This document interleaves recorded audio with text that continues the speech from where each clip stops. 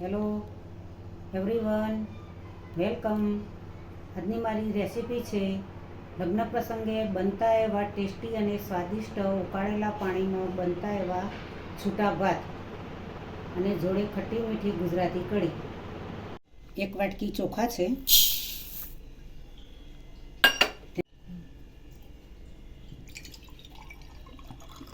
ધોઈ નાખીશું. પહેલાં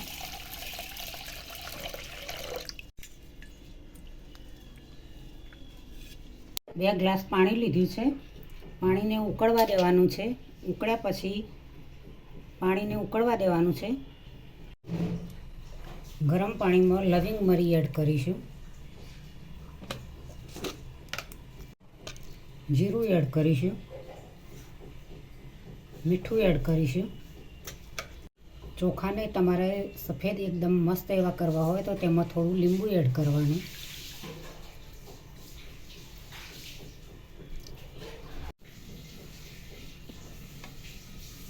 અડધી ચમચી તેલ એડ કરીશું. પાણી ઉકળી ગયું છે. હવે તેમાં ચોખા એડ કરીશું.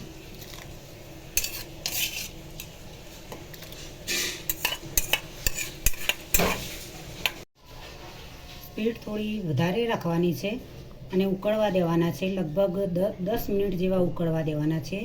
ભાતની અંદર હું એ લીંબુ એડ કર્યું છે કે લીંબુના કારણે ભાત સફેદ થઈ જાય અને સરસ એવા મસ્ત ભાત બને. સરસ એવા મસ્ત ભાત ઉકળી રહ્યા છે.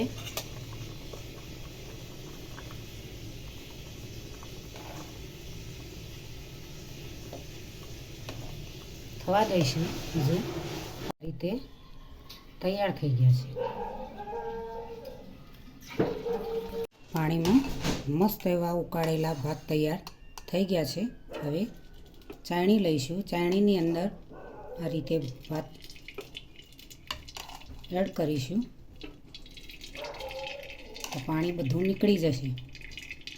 સરસ એવા મસ્ત છૂટા પડી ગયા છે, ચડી પણ ગયા છે. 10 મિનિટ ઉકળવા દીધા હતા. સરસ એવા મસ્ત ભાત થઈ ગયા છે. હવે થોડા ઠંડા થવા દઈશું. આમાંથી પાણી કાઢી નાખ્યું છે.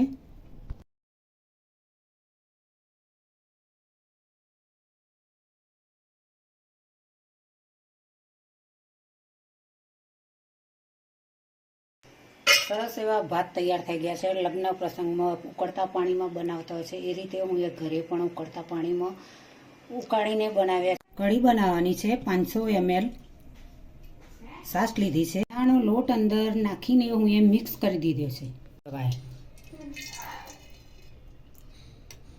2 ચમચી તેલ એડ કરીશું. કરવા મૂક્યું છે. રાઈ એડ કરીશું, લવિંગ મરી એડ કરીશું, જીરું એડ કરીશું, ધાણા એડ કરીશું, તમાલપત્ર એડ કરીશું, કટિંગ કરેલી ડુંગળી એડ કરીશું.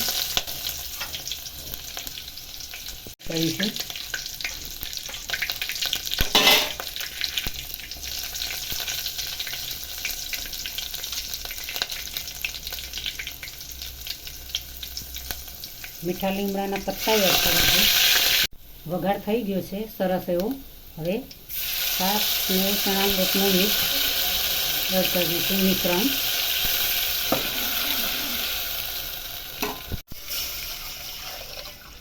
જીરું પાવડર એડ કરીશું, મીઠું એડ કરીશું, નોર્મલી હળદર એડ કરીશું, મરચું પણ નોર્મલી એડ કરીશું, ગોળ એડ કરીશું,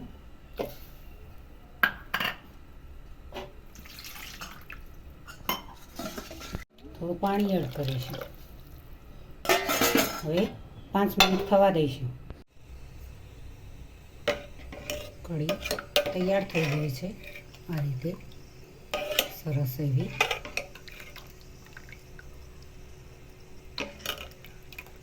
થવા દીધી. કમ્પ્લીટ તૈયાર થઈ ગઈ છે. સરસ એવા મસ્ત મજાના ભાત ને કઢી તૈયાર થઈ ગયા છે. લગ્ન પ્રસંગમાં જેવા બનાવ્યા એવા ઘરે જ બનાવ્યા છે. કઢી પણ ખૂબ મીઠી અને ખટમીઠી બની છે. જોડે ચણાનું શાક હોય, જોડે મરચાં હોય, જોડે સ્વીટ હોય, મીઠાઈ જોડે રોટલી હોય તો આવી ગુજરાતી થાળી ખાવાની કોને મજા ના આવે.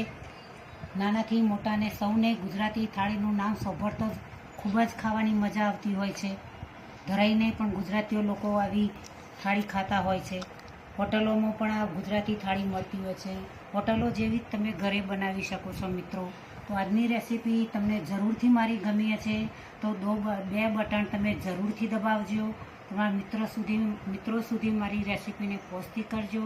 ચેનલને સબસ્ક્રાઈબ કરજો. મારા વિડીયોને લાઈક કરજો, શેર કરજો, બને તો કોમેન્ટ કરજો.